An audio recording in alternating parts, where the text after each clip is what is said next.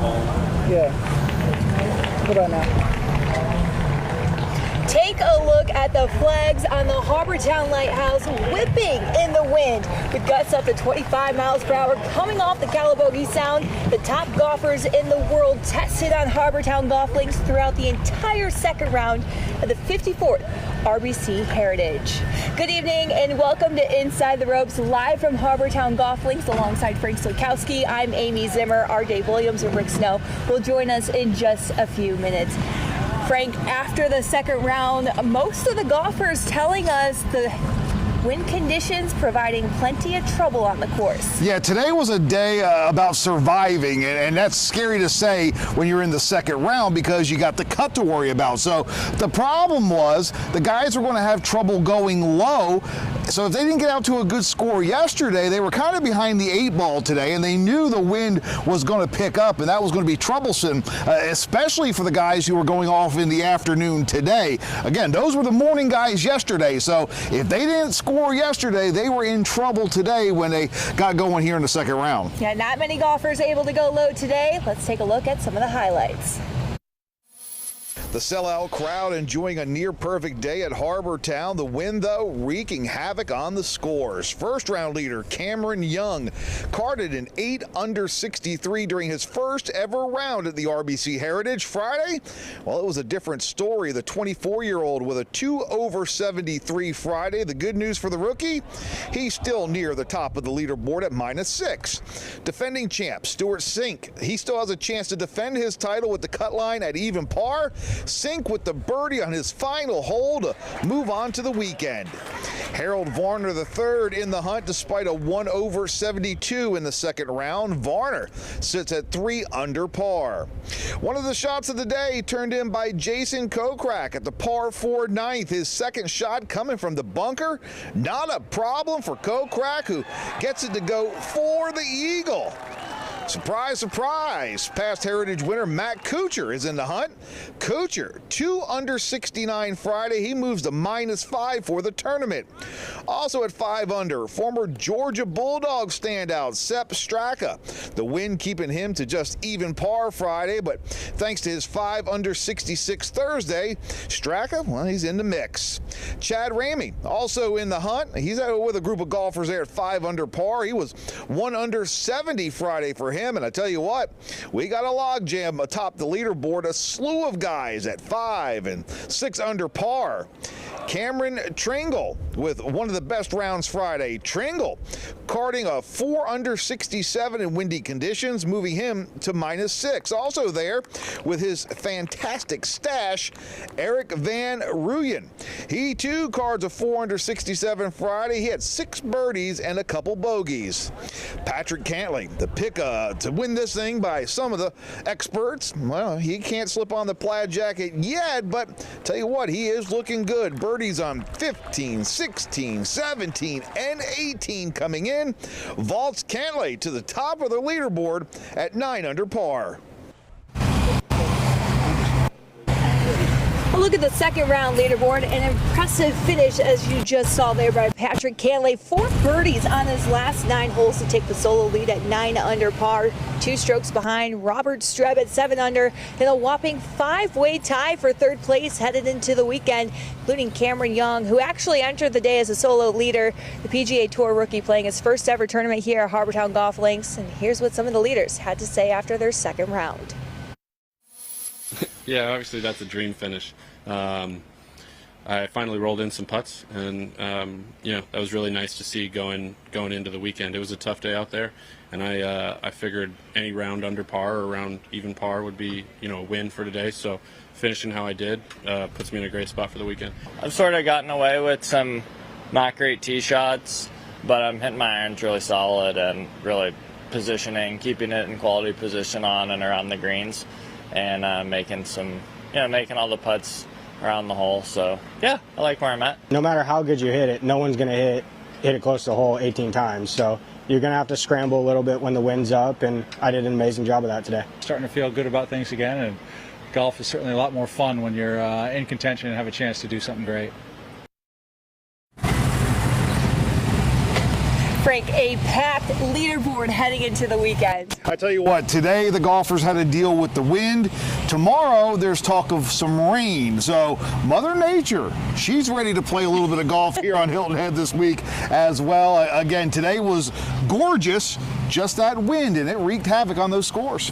All right, still to come here on Inside the Ropes. Much more to show you, including the story of a golfer making an inspiring comeback to the PGA Tour right here at Harbour Town Golf Links. We'll be right back.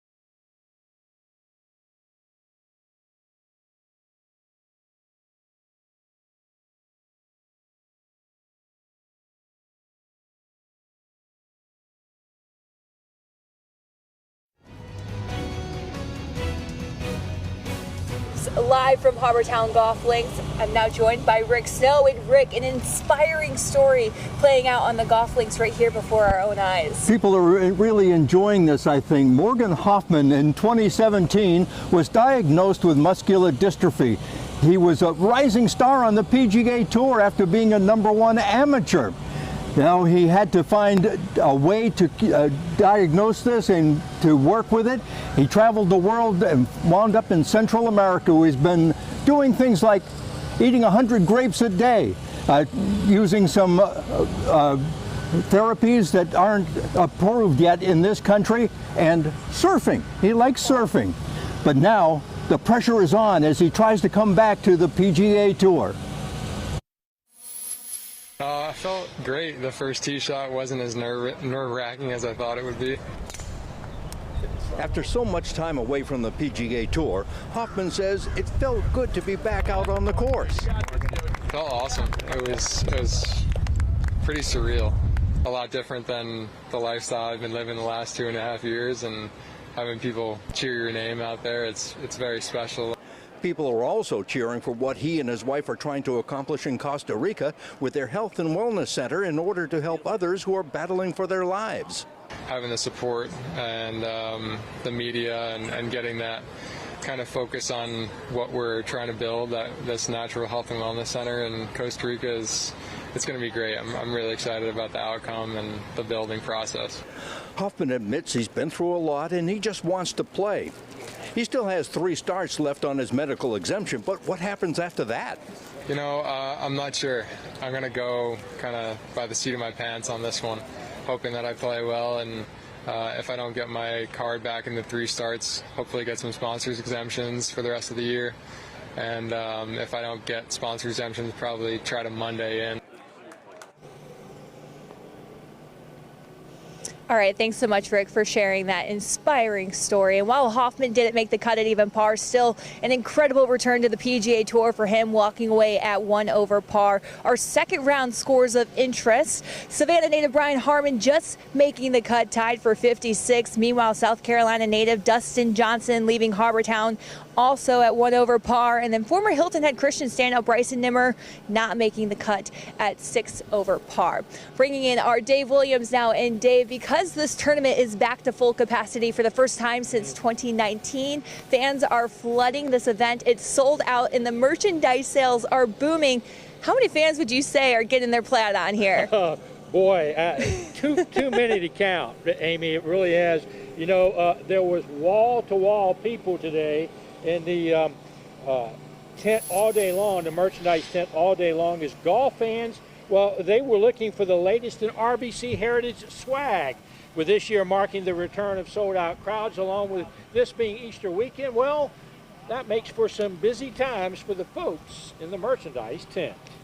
It's really nice to have a full field back as well as a full fan base, going back from only 5,000-6,000 fans back to over 20. So it's really nice for us as a team to see all the people back, seeing all the plaid all the way around. And again, extremely busy, which is nice. It just so happens that Sunday is going to be Easter, so I'm sure a lot of fans are coming on Friday and Saturday by Sunday. It's going to be Plaid Nation this weekend, and we're just excited.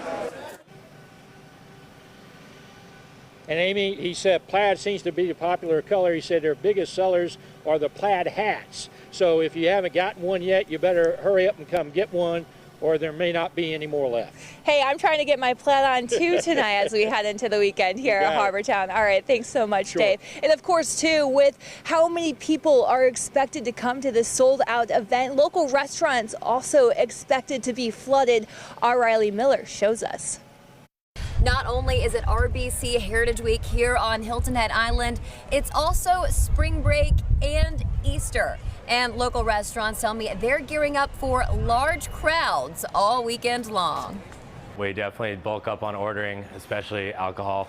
We definitely bulked up on staffing as well. The Smokehouse, located right outside the Sea Pines Resort, expects to be slammed all weekend, keeping the restaurant running smoothly while also catering several heritage parties. And with a sold-out tournament, General Manager James Leonard hopes those without tickets will come to the Smokehouse to watch some golf. We've got 28 TVs in a beautiful brand new building. The sound will be on for the golf every day. Just down the road in Coligny Plaza, Skillets Cafe is also extra busy this week.